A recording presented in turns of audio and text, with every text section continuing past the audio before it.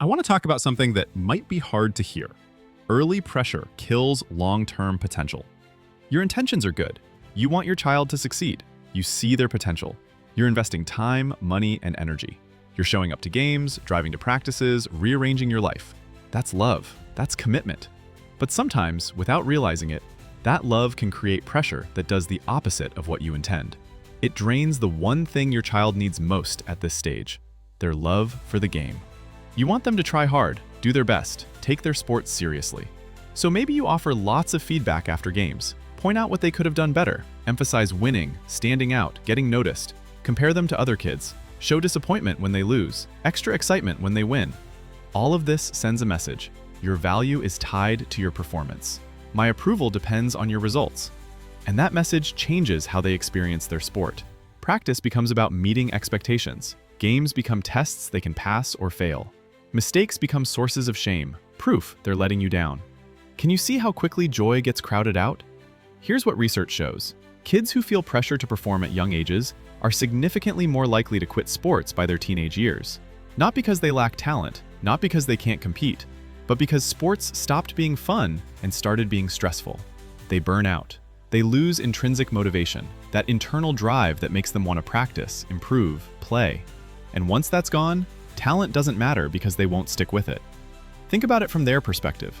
They're young. They're trying to figure out who they are. And if every experience is filtered through, am I making my parents proud? Am I winning enough? Am I good enough? That's exhausting.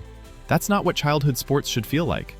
Now, I'm not saying have no standards, but there's a huge difference between supporting high standards and creating pressure around results. Supporting high standards, encouraging consistent effort, praising improvement, helping them set personal goals, teaching them to handle adversity.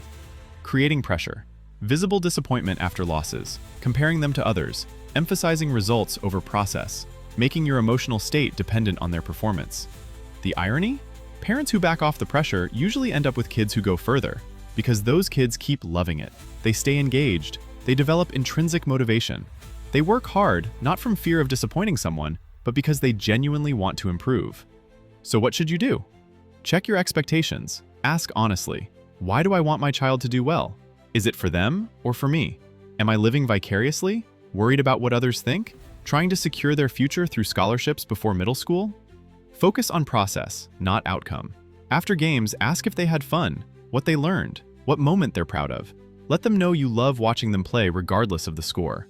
Protect their love of the game. If they're getting stressed, pull back. Make sure they're still finding joy. Encourage play with friends outside structured practice. Remind them sports are supposed to be fun. Be their emotional, steady presence. When they lose, be calm. When they win, be proud, but not over the top. Show them your love doesn't fluctuate based on performance. Home should be safe. Their worth isn't determined by what they did in a game. Remember the goal. Keep them in the sport long enough to get good. Not turn them into a professional by age 12. Not get them recruited by the best club. Just keep them engaged. Keep them loving it. Keep them showing up.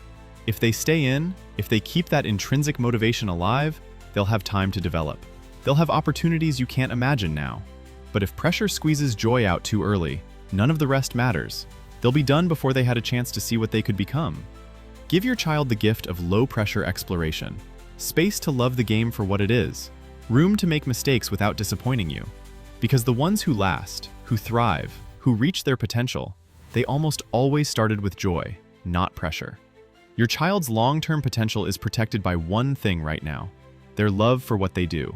Guard that. Protect it. Don't let your well-meaning intensity steal it away. You're not alone in this work. Every athlete, parent, and coach watching this series is walking the same path, trying to build the mental strength that competition demands. That's powerful. You're part of a community that values the inner game as much as the outer game. Stay connected by subscribing to The Quiet Edge, and help us build this community by sharing these videos with others who are ready to do the work. Post it in your team chat, send it to a parent who's struggling, tag a coach who gets it. The mental game has been overlooked for too long, but not anymore. Not here. Together, we're changing the culture, one athlete at a time, one rep at a time. Train the mind, trust the process, win from within. Thanks for being part of this. See you next time.